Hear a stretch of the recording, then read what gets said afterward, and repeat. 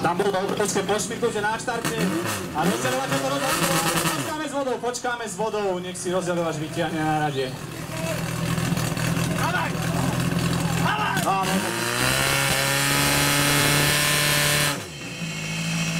A jeden problém za druhým, kurník šopa.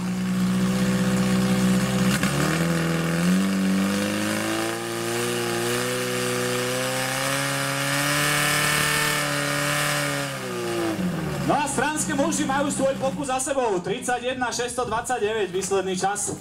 31.629 výsledný a rýchlejší pravý.